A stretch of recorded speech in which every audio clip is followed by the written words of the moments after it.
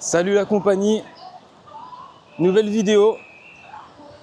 Bon, cette fois-ci, cette vidéo sera un peu plus personnelle. Je vais te parler d'une chose qui me tenait à cœur. C'est l'addiction aux jeux vidéo. Mais avant que j'aborde ce sujet, je vais vous montrer où je suis. Ceux qui ont la ref, mettez dans les commentaires. En fait, ça vient d'un youtubeur qui s'appelle La chaîne de la vérité, que je suis assidûment. Et donc voilà, en tout cas, big up à toi d'ailleurs si tu passes par là. Donc voilà, je suis à Da Nang, Vietnam, soleil bleu. Les filles en bikini. Déjà, il est tôt, hein. Il est déjà, je pense qu'il doit faire 9h du matin. Tu me diras, hein, Marc, si je fais bien. Bon, en tout cas, on retourne au sujet de la vidéo. L'addiction aux jeux vidéo. Ouais. J'ai été longtemps, très longtemps, accro aux jeux vidéo. Et déjà, la première étape, je pense, c'est déjà de définir c'est quoi être addict aux jeux vidéo. Parce qu'il y a plein de gens, ils vont jouer. Par exemple, ils vont jouer, je sais pas, tous les jours, 4 heures par jour, je sais pas quoi. Mais ils vont pas se dire, ils vont pas se reconnaître en tant que tels. Et je pense que déjà, le premier pas avant le chemin de rétablissement, c'est de se reconnaître en tant qu'accro, en tant qu'addict. Parce que si on se trouve qu'il n'y a pas de problème, bah, il n'y a rien à corriger. Donc moi, je vais vous dire un peu quels sont les symptômes pour moi d'un mec accro aux jeux vidéo. Donc déjà, c'est simple. Si vous jouez pas, pour moi, il faut jouer tous les jours. Si vous jouez pas tous les jours, pour moi, vous n'êtes vraiment pas un addict. Parce qu'un vrai addict, il a vraiment besoin de sa dose tous les jours. Et déjà, si tu joues tous les jours, c'est mauvais signe. Après, l'autre signe, c'est vraiment faire passer les jeux vidéo avant des choses, genre manger. Genre, c'est possible que, bon, c'est pas grave, je vais jouer, je vais sauter les repas. Ça, c'était ma spécialité. Donc, je mangeais pas beaucoup. En plus, comme tu es assis devant tout ton ordinateur toute la journée, tu n'as pas vraiment besoin de beaucoup de calories, quoi. Juste, je mangeais une fois, 2 fois max par jour pour pouvoir jouer le plus possible. Il y a aussi une autre chose, c'est que quand tu es avec une partenaire, et moi j'avais une copine, le pire, je faisais que jouer. Genre, la journée, j'étais au travail, je rentrais, je jouais. Et je pense que les jeux vidéo sont tellement acceptés dans la société. C'est comme une autre forme d'addiction que je parlerai dans une autre vidéo, que, en fait, tu as le droit. Tu as le droit, sans que ta copine puisse te reprocher quoi que ce soit, tu as le droit de doser et tout. Bon, il y en a qui sont moins indulgentes que d'autres, mais moi, en tout cas, j'avais pas de problème. Je faisais ce que je voulais, je pouvais jouer autant que je voulais. Et voilà. Et ça, c'est pas bon, hein. Vous pouvez pas être comme ça. En fait, vous avez aucun temps avec votre copine si vous faites comme ça. Toute la journée au boulot et après vous rentrez, vous jouez. Et le pire, c'est que quand on est vraiment accro aux jeux vidéo, tout notre esprit est occupé par ça. Ça veut dire l'objectif principal, c'est comment optimiser son personnage, comment faire mieux dans le jeu. Et votre vie, à vous, elle passe après. Si limite, j'y pensais pas. Donc, ça aussi, c'est un gros souci, c'est que tout ton cerveau, l'objectif, c'est d'être plus performant dans le jeu vidéo. On va avoir des équipements, performer mieux, etc., etc. Et le pire, c'est qu'il y a des moments, par exemple pour les jeux de MMO comme World of Warcraft et tout, vous avez des obligations. Donc, en fait, c'est-à-dire que au bout d'un moment, vous jouez et en gros, vous avez j'appelle ça l'addiction sociale. C'est-à-dire que si vous ne venez pas, vous allez ressentir de la culpabilité par rapport aux gens de votre guilde, par rapport aux gens avec qui vous avez l'habitude de jouer dans le groupe. Donc du coup, vous allez vous connecter pour eux. Même si vous n'avez pas vraiment envie, vous allez même oublier votre personne, vous allez juste vous connecter par automatisme. Et à un moment, vous allez être devant le jeu, vous allez réaliser que vous n'avez aucun plaisir à jouer en fait. Vous êtes là juste parce que il faut participer, il faut aider la guilde, etc., etc. Mais vous, ça fait déjà 1 mois, peut-être 2 mois que vous n'avez plus aucun plaisir à jouer au jeu. Ça, c'est l'addiction sociale. Ça veut dire que ouais, c'est une sorte de culpabilité, c'est super nocif, je trouve. Donc voilà. Comment j'ai pu venir à bout cette addiction? Parce que oui, moi maintenant, je ne suis plus du tout addict aux jeux vidéo. Comment j'ai fait? Eh bien, en fait, c'est simple. Je suis parti 1 an au Japon. C'est un des voyages qui m'a changé ma vie. Et en fait, je me rendais compte que si je jouais aux jeux vidéo, c'était par ennui, quoi. C'était par ennui. Mon environnement autour de moi et tout me stimulait pas du tout. Par contre, quand j'allais dans le jeu, là, j'étais stimulé. Là, je voulais devenir meilleur. Là, il y avait du challenge. Mais dans la vie de tous les jours, je ressentais vraiment aucun challenge. Et moi, je trouve que...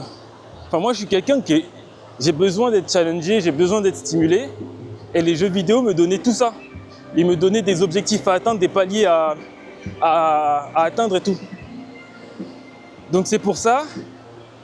Et par contre, quand je suis allé au Japon, du coup, j'ai complètement changé d'environnement. Et il faut savoir que moi, aller au Japon, c'était mon rêve. Et il était hors de question qu'une fois arrivé au Japon, je passe mon temps à jouer aux jeux vidéo. Bien que, pendant je crois 2 ou 3 mois, là, quand il faisait super chaud, j'ai replongé, j'ai rejoué, mais c'était différent. C'était vraiment parce que, vraiment dehors, il faisait trop chaud. Donc en fait, j'avais déjà mis ma vie en priorité. C'est-à-dire que bon, si je joue, c'est parce que dehors, il fait trop chaud. C'est vraiment plus parce que le jeu passe en premier. Donc c'était déjà une étape. Et puis de toute façon, je jouais beaucoup moins. Après, voilà. Donc le Japon m'a aidé à arrêter les jeux vidéo comme ça. J'ai complètement changé d'environnement. Donc du coup, moi, les week-ends et tout, je voulais sortir, rencontrer des gens, apprendre le japonais. Voilà, apprendre le japonais, c'était mon nouvel objectif. Et du coup, c'est comme ça, vous me voyez parler dans les vidéos en japonais. Toute l'énergie que je mettais normalement à jouer aux jeux vidéo et tout, je l'ai mis dans le japonais. Et en 1 an, je parlais japonais. Et quand je dis je parle japonais, c'est vraiment les basiques. Hein. Je peux pas avoir une discussion de fou parce qu'en 1 an, c'est pas possible. Mais maintenant, je peux discuter avec des Japonais dans la rue, les rencontrer et tout. Et voilà, vous voyez que là, j'ai vraiment redirigé toute cette énergie dans un nouvel objectif que j'ai atteint. Et ça fait plaisir. Parce qu'en fait, le problème, c'est que le souci avec les jeux vidéo, c'est que quand vous remplissez des objectifs, ça ne change rien à votre vie. Par contre, dans la vie réelle, quand vous atteignez des nouveaux objectifs, ça change votre vie et ça l'améliore. Et ça, c'est un des premiers trucs que j'ai vu qui dit ouais, c'est trop cool. Donc du coup, j'ai trop aimé ça. Enfin, l'interaction. D'ailleurs, je vous recommande énormément. Moi, c'est le japonais. Mais je sais pas si... C'est vrai que moi, j'ai des affinités avec les langues. J'aime beaucoup grâce à ma mère. Et j'ai beaucoup de chance à ce niveau. C'est que elle m'a tout de suite, depuis petit, elle a essayé de me faire apprendre, me rendre curieux envers les langues. Et là, maintenant, j'adore apprendre les langues. Et en plus, le moment le plus gratifiant quand tu parles des nouvelles langues, c'est quand tu te vois progresser, tu te vois en train d'avoir des conversations. En fait, tu rentres dans un nouveau monde qui est inaccessible pour les autres. C'est-à-dire que si vous parlez japonais au Japon, vous allez avoir une expérience totalement différente de la plupart des gens. Et c'est pour ça que depuis, c'était un de mes premiers succès. Et là, c'était... Le seul truc qui est dommage, c'est qu'on n'est pas... C'est pas marqué sur nous. Ce qui est bien dans les jeux vidéo, c'est que quand vous atteignez un certain objectif, c'est marqué après. Genre, c'est dommage qu'il n'y ait pas un truc qui est marqué avec le petit drapeau japonais en mode je parle la langue dans la vie réelle. Personne ne sait que je parle japonais à part si je vais à l'encontre et que je leur dis. Mais bon, c'est pas grave ça. Peut-être dans le futur, quand on aura tous des super lunettes biomécaniques pour voir. Donc voilà, c'est vraiment le changement d'environnement qui m'a complètement aidé à... Donc si toi tu te retrouves dans ce que je dis, moi je recommanderais le plus simple, c'est de changer d'environnement. Et un environnement qui te stimule, qui te pousse à sortir. Donc voilà. Autre chose, c'est que je ne regrette pas vraiment mes moments en tant que gamer. Franchement, ça fait partie de moi, ça fait partie de mon histoire. Franchement, je ne regrette pas. Là, ce que j'aurais regretté, c'est si j'étais allé au Japon et j'aurais passé mon temps à jouer. Là, ça n'aurait pas été sérieux. J'aurais regretté. Mais là, je ne regrette pas. J'ai passé des super moments. Et puis, faut se dire que nous, on est la première génération, une des premières générations. Nos parents n'ont pas vécu ça. Donc aussi, c'est très compliqué pour nos parents de gérer la situation parce qu'ils ne savent même pas ce qu'on vit.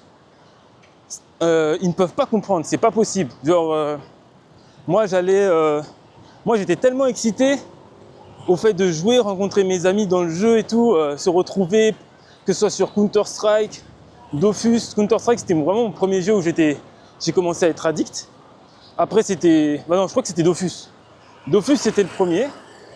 Vraiment, Dofus, c'était abusé. Hein. J'étais en Guadeloupe, j'allais en Guadeloupe, j'allais chez mes cousins je me rappelle, j'allais me brancher sur le PC de ma tati. Je mettais tous les graphismes au minimum parce que le PC il était en PLS et moi je jouais à beaux jeux. Et c'est fou quoi. En fait, quand tu es addict vraiment, il faut que tu joues. Il y a aussi un autre truc que j'ai fait avec Dofus qui est pas bien, c'est que pour prolonger l'abonnement, parce que c'était payant en fait Dofus. Si tu veux jouer au jeu réellement, c'est payant. Et il y avait une façon quand tu pouvais avoir accès au jeu complet avec le téléphone. Ça s'appelle des codes audio. Et ça, vraiment, c'est bien vu de la part d'Ankama parce que du coup, il y avait plein de jeunes qui utilisaient le téléphone de leurs parents pour se faire des codes audio et pour pouvoir jouer au jeu. Donc voilà, moi ça je l'ai fait. Je prenais le téléphone et je crois que je l'ai fait 1 ou 2 fois, hein. J'ai pas abusé en mode des années, non. Et puis je m'achetais mon abonnement comme ça. Mais c'est fou, hein. Ça veut dire que tu pouvais demander à quelqu'un dans la rue le téléphone. Ouais, s'il te plaît, je dois appeler quelqu'un. Je me demande s'il y a des gens qui l'ont fait. Excusez-moi, je dois appeler quelqu'un. Tu prends son téléphone, t'appelles Dofus. T'essayes de prendre le numéro, le code audio, après tu lui rends son portable. En fait, tu lui as pris ses sous. Et voilà. Ça, je l'ai pas fait, mais je suis obligé qu'il y ait des gens qui l'ont fait, quoi. Je pense maintenant. Enfin bref. En tout cas, tout ça pour dire que ça fait partie de moi. Et vraiment, j'ai eu des moments incroyables, de partage incroyables. Et je ne compte pas arrêter définitivement les jeux, hein. Je compte y rejouer, mais de manière beaucoup plus raisonnable, on va dire. Faut que les jeux soient un loisir et deviennent pas en premier par rapport dans votre vie. Mais le problème, c'est que moi, mon cerveau, il est très... Quand je fais quelque chose à 200%. C'est super important que vous réalisez quel type de personne vous êtes. Parce que tout le monde est différent, mais moi, je ne fais pas les choses à moitié. C'est-à-dire que si je joue à un jeu, je joue à un jeu. Le jeu va envahir toutes mes pensées. Je vais essayer de commencer à tout optimiser pour être le plus performant dans le jeu possible. Donc voilà. Alors, c'est comme ça, c'est au Japon que l'ancien Florian est mort et le nouveau Florian est venu. J'ai commencé à faire des trucs de développement personnel, d'autodiscipline et j'ai rapidement vu les effets sur moi. En plus, je faisais peintre bâtiment, peut-être que ça je raconterai dans une autre vidéo, mais en fait, j'étais encore une fois l'environnement qui m'a aidé. l'environnement m'aidait à ne pas jouer. Et du coup, là, le Japon m'a fait réaliser aussi que si je voulais vraiment réaliser mes objectifs de vie, mes vrais objectifs de vie, les jeux vidéo viendront à l'encontre de mes objectifs. Comme là, ce que je vis maintenant, être là, expatrié, là je suis au Vietnam en ce moment, à Da Nang, en plein hiver en France, mais moi je suis là, il fait beau, plage, soleil, magnifique. Et ben c'est parce que j'ai arrêté de jouer et ce que vous voyez là, moi ici, c'est devenu mon nouvel objectif. Donc voilà, encore une fois, j'ai complètement switché et je me suis dit bon, je suis développeur, ok. Ton rêve c'est de voyager dans le monde, ok. Bah pourquoi tu fais pas développeur freelance à distance? Franchement, je sais même pas pourquoi j'ai pas fait ça plus tôt. Franchement, mais peut-être que de toute façon j'étais pas prêt, j'étais juste pas prêt. Parce que développeur freelance c'est beaucoup de discipline. Hein. C'est pas tout le monde qui peut, même pas tous les développeurs aussi qui peuvent le devenir. C'est vraiment énormément de discipline, du sérieux. Et en fait, l'ancien Florian n'en était juste tout simplement pas capable. Et ça aussi, il faut se l'avouer. Se dire, ah, peut-être que moi, à ce moment-là, je n'étais pas capable. Mais maintenant, j'ai évolué à un certain niveau et je me suis rendu capable de réaliser encore cet objectif-là. Donc voilà. Maintenant, je suis là. Je kiffe ma meilleure vie. Et puis, voilà. Et ça, c'est pas un hasard. Hein. Si je suis là, c'est parce que j'ai beaucoup charbonné. C'est-à-dire que même quand j'ai recommencé le dev, après mon voyage au Japon, je développais plus comme avant. Hein. Je commençais à essayer, parce que mon objectif, c'était d'être freelance. Et les freelances, ils se doivent d'être bons. Parce que si t'es pas bon, eh ben on te gère. Tout simple. Et donc, pour être bon, j'ai fait des formations en ligne. J'ai fait essayer de même pousser, rechercher pour améliorer toute la communauté de dev, faire des recherches comme ça. Enfin bref, je bossais pour mon entreprise, que ce soit le week-end, je bossais aussi pour mon entreprise, j'en avais rien à faire. D'ailleurs, j'ai eu une promotion grâce à ça. Ils voyaient vraiment bien que j'étais concentré. Et puis après, quand j'ai senti que c'était le moment, et ben j'ai sauté le pas. Je me suis dit ça y est, je pense que j'ai atteint un niveau assez pour me lancer à mon compte maintenant. Donc voilà.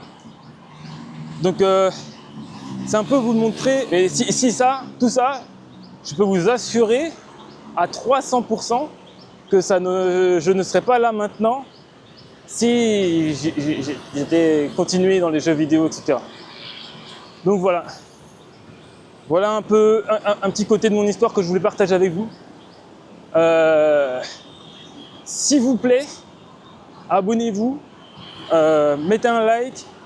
Si vous vous reconnaissez dans ce que je dis, ça me ferait super plaisir qu'en commentaire, vous pouvez partager votre histoire. Et puis voilà. Moi j'y répondrai. Et puis ça aussi, c'est un des trucs que j'aime beaucoup avec YouTube, c'est que l'algorithme va pousser automatiquement la vidéo à des gens qui sont susceptibles de recevoir ce message. Si toi là tu regardes cette vidéo, là tu me connais pas et tu te ressens, c'est pas un hasard que tu regardes cette vidéo. Moi je tenais à te le dire, c'est pas un hasard. Peut-être que il est venu le temps pour toi de réaliser tes rêves. Bon voilà. Sur ces mots, je vous laisse et je vous dis à bientôt la famille. Salut!